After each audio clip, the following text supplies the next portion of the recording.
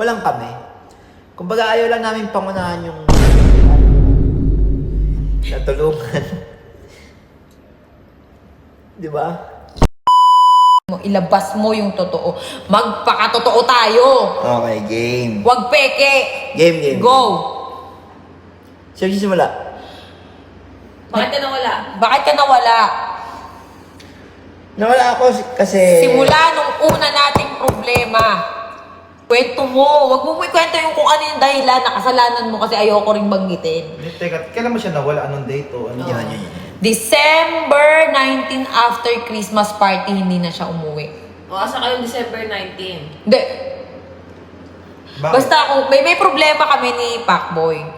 Okay, ayoko naman banggitin kung ano man yung ginawa nito. Kaya kung mapapansin nyo, puro bash ako sa social media na hindi ko sinasagot. Naglabas lang ako na, ay may boyfriend na ako. Naglabas lang ako ng ganun. Wala eh. Doon ako naging masaya eh. Kumbaga, si Pacboy sa side niya, nung time na yon siguro masaya siya. Tapos ako, bumira ako nitong January. Sige, masaya na ako biglang. Ito na yung kasiyahan ko. Ikaw kasi ang problema sa'yo, hindi ka nagpapakita sa social media. Yun lang yung problema. Hindi ka nagsasalita. Kaya iniisip nila, depressed ka dahil sa akin. Dahil dun sa nangyari sa amin ni Tapang, kailan lang naman pumasok siya. Mga idol, kasalanan ko naman din talaga. Kasi nung mga time na kailangan niya ako, yun na nga, yung nasa ospital siya. Wala ako nun. Halos inumaga na ako pauwi nun. Pero, ang totoo nun, kahit nagalit siya kasi yung time na nasa ospital siya, walang kasama yung bata dito sa bahay. Oo, hindi, huwag natin ano yan. Hindi reason, yung sa pagbo-boyfriend mo naman, hindi reason yung mga kasalanan mo na dahil nawala ka nung New Year, hindi yun. Teka lang okay, yung mga nangyari noon na sobrang stress na ako, na-stress na talaga ako na hindi ko na nakayanan, hindi na nakayanan ng mental health ko talaga na lagi ako na hospital, di ba? Yung time na yon, yun na yung nagkaka-problema kami ni Pacboy na. Actually, mahal namin ng isa't isa. Pero, walang kami.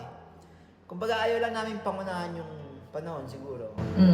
So, parang tingin namin, nagkakapaan pa kami ng ugali. Tingin ko, may inaantay siya na gawin ko para ma-fulfill siya na sige, okay na to. Teka lang, maano? Basta yun. Nasabi ko na. Maano? Ulpin. Ayun. Ano yung kulbang? Makunan. Naiyak si Pacboy. Kunyari, parang may inaantay siya na bagay na i-improve ko sa akin. Pero tingin niya, hindi pa niya nakikita. So, parang, gano'n. So, waiting tayo doon hanggang dumating tayo sa point na hindi na kami magkasundo. Actually, may mga away kami na tago. Naiyak na siya. May away din naman kami na nakikita niyo. Ngayon, kaya kami magkasama ni Kalbo. Yan, kasi para ayoko nakikita siya na ganyan, na parang nahihirapan. Kasi nung hindi na siya nagpapakita, eto lilinawin ko lang, nung hindi na siya nagpapakita, wala pa si Tapang noon. Wala pa sa buhay ko. Kumbaga, ayun nga, akala ko hindi na siya magpapakita, hindi siya magpaparamdam sa akin kasi ayaw mo nang umuwi, wala naman akong ginawa. Kung siguro, kasi masungit ako minsan sobrang strict ako sa bahay, di ba? Kaya siguro nagkaganon din to si Pacboy. Pero yung may bagay kasi siya na hindi niya talaga maiwasan. Kaya sa utak ko parang sakit-sakit na parang ano bang kulang, ano bang kailangan kong gawin para itigil mo yung ganitong bagay.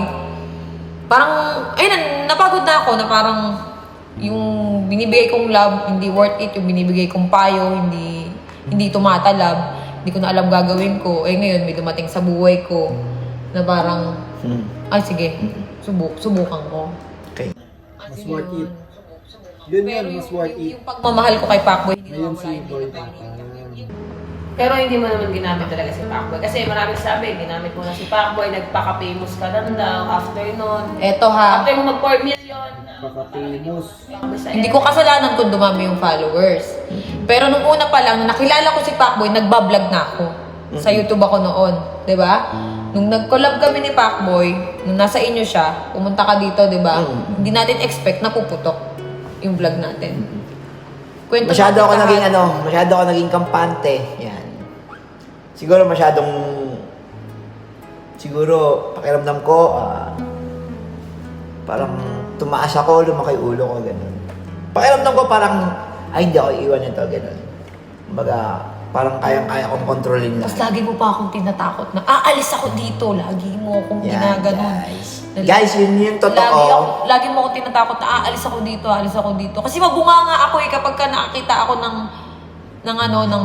yung pagpasaway siya, maingay ako Kasi siguro na narindi rin.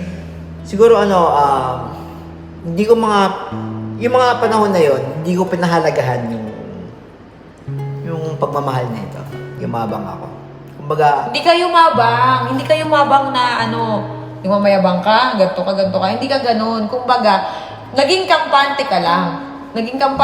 Na, hindi ako iiwan nito. Parang ganun. Hindi ako bibitawan nito. Kabisado mo na ako parang isang suyo ko lang dito. Ganun. Yun, masyado ka naging kampante. Ayun, gusto ko lang din mag-sorry kay Pacboy. Kung gusto ko rin mag-sorry sa inyo. Alam ko, nasaktan ko yung feelings mo. hindi. Ngayon lang, alam mo yan, ngayon lang ako ganto. Hindi ko rin alam, parang biglang boom, biglaan Siguro sa sobrang saya ko, hindi ko na namalayan na nasasaktan ko na pala si Pacboy. Hindi, pero wala ka naman sa Kung tutuusin, guys, wala naman siya sa estado na, dyan sa point na yan, hindi siya darating sa point na yan kung naging... Nagpakita ka. Hindi, kung siguro kung inayos ko, kung siguro yung mga panahon na yon, yung problema namin na yon, kung siguro inintindi ko siya, and then siya naman nung time na wala ako, ang naging comfort zone niya is yung nandun siya sa Cebu, and siguro si Boy Tapang yun nandun that time na stress siya sa akin, and tingin ko napagod na rin siya. Naiintindi. Paulit-ulit ka naman Yun na, napagod na siya. Napagod ka na rin. Kasi tumakbo kayo.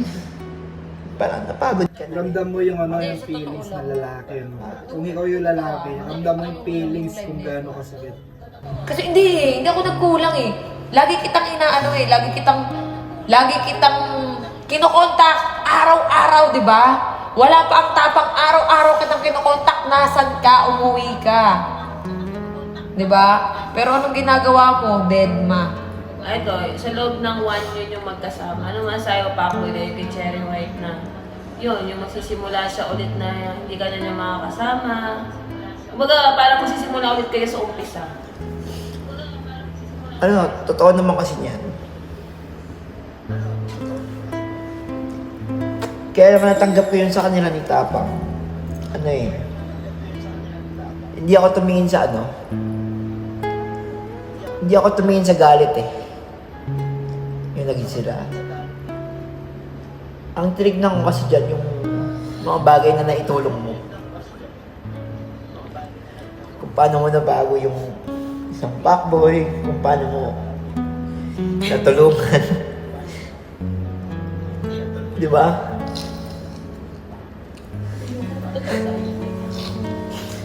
Hindi, yun yung So yan mga boss, hanggang dito ko na puputulin yung video na to. Papaluba na tayo, grabe. Panoorin nyo na lang yung buong video kay Cherry White. So syempre, be respect na lang sa kanilang dalawa. Hindi natin alam kung ano yung punot dulo. Riniyak lang natin yung video na to mga boss, no? Maraming salamat sa lahat na sumusuporta. At syempre, nais kong magpasalamat sa isang followers natin na nag-request nitong video na to. Siyempre, walang iba kundi si Jared Andre Lumakang. Ayan, shoutout sa iyo, Jared Andre Lumakang. Siya po yung nag-request ng video na to. Ayan, maraming salamat sa suporta, boss. Ingat ka parati. At siyempre, sa mga followers natin dyan, comment down below kung ano yung masasabi niyo sa dalawa na si Pacboy at si Cherry White at Boy Tapang. Ayan. Siyempre, maraming salamat sa inyo mga boss. Peace out. Hindi nakalimutan yung pangalan niya. Wait lang. Titignan ko muna yung pangalan niya.